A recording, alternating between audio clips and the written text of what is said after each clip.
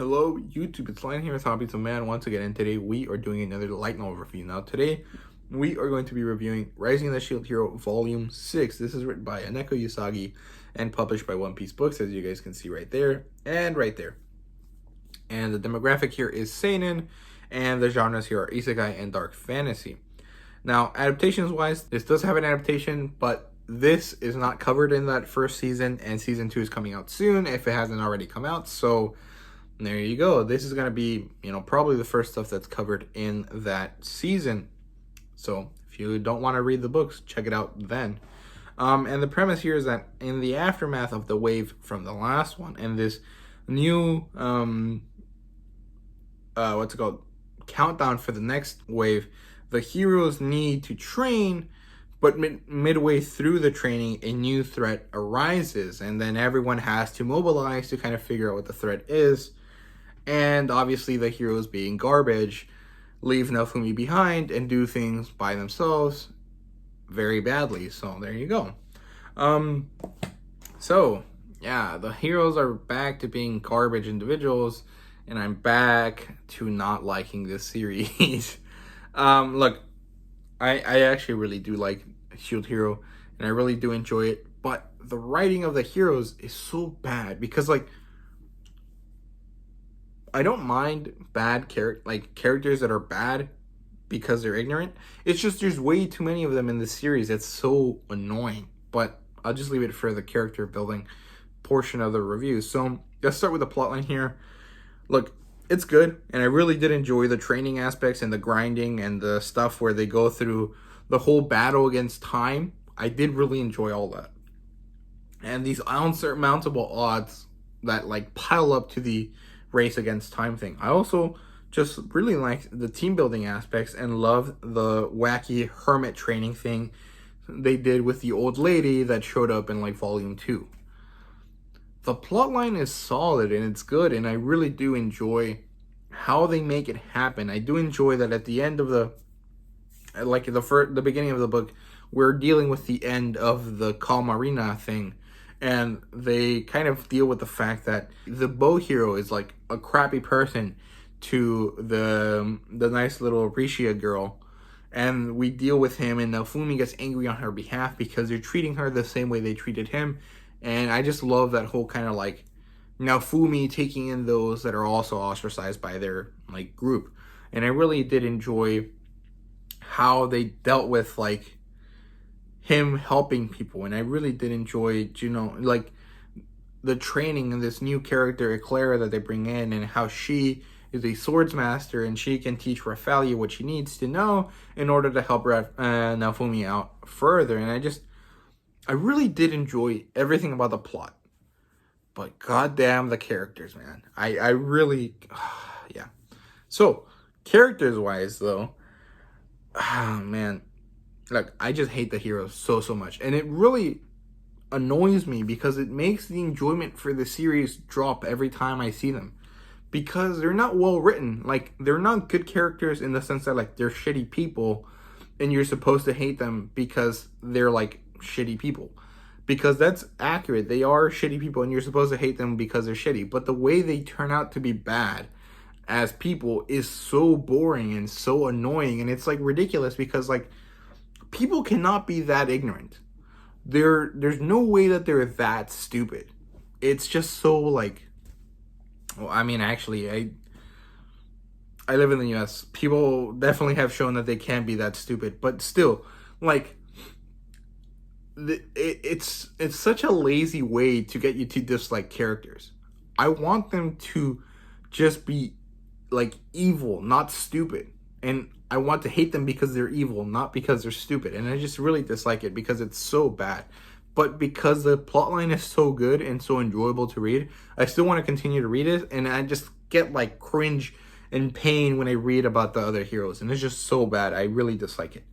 But moving on from the negatives, I did really enjoy the new characters that they introduced. Rishia was introduced before, but she's a very down-to-earth loser, and I really do enjoy her character because she does a weird thing where she says, fair or whatever, and I just like her. She's a very cute, fun character, and I just enjoy the way that she interacts with Naofumi and the girls.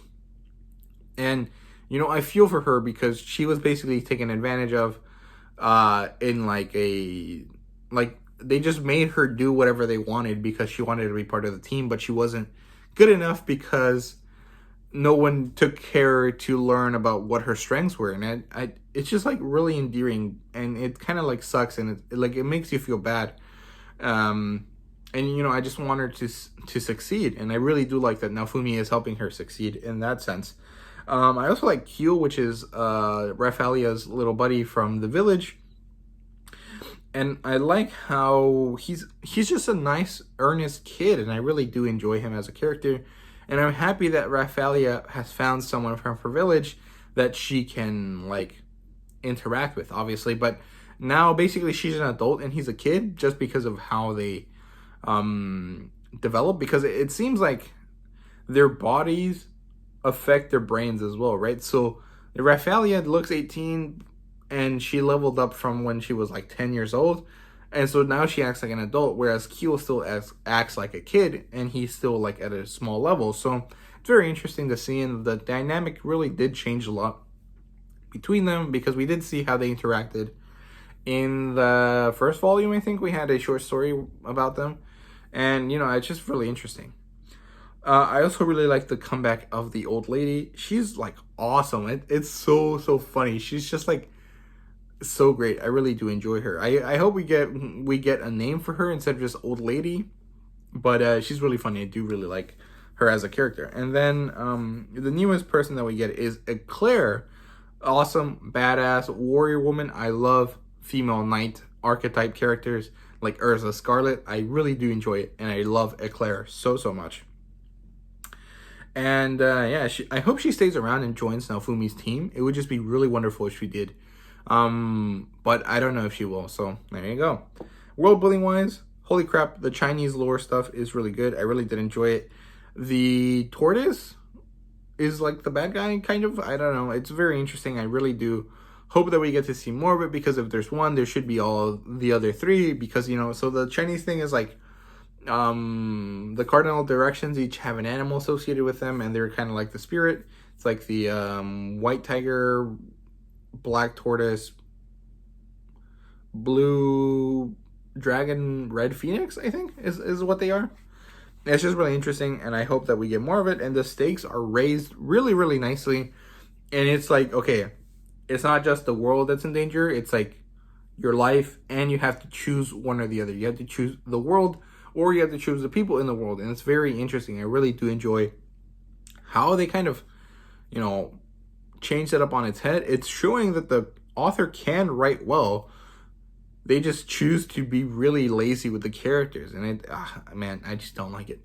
But yeah, world building wise, there wasn't that much developed here except what I just said, because most of the time it was spent on grinding. But we did get some new kind of like martial art things with like this key element thing, kind of like in Progression Fantasy, and like kind of like Cosmo and Saint Seiya, and like the stuff in Dragon Ball with Ki. So there you go, or Kai, I guess. I don't know how to say it, but yeah, we got some new martial arts stuff as well. Did really enjoy it, and as always, the art here was wonderful. I always love the art in this story. I think they did a really good job with capturing this kind of really nice aspect of motion and strength with the characters in the art, so love it. Fan service wise, there's none, and obviously it's for the same reason there hasn't been that much throughout the series. Most of the characters were lollies or are still lollies, and it's just not great to kind of do the fan service stuff with them. So there you go. And it's also because the main character sees those characters as his children, so it's kind of weird. But yeah, notes wise, I didn't notice that many issues with writing and typos and font changes this time, but there was still some, and it was still annoying. But they did much better this time, so I can't really complain. There was a good change, and I hope that the next volume that I pick up isn't complete garbage like the previous ones in terms of font and typo stuff. Now, obviously, I recommend this title. It's a very good one. And yeah, similar titles, Danmachi and Overlord, like always. And yeah, that's it for me. I hope you guys enjoyed this video, and if you did, please leave a like, subscribe, and comment down below. Let me know what you thought. Thank you guys very much for watching. I hope you guys enjoyed, and see you guys later.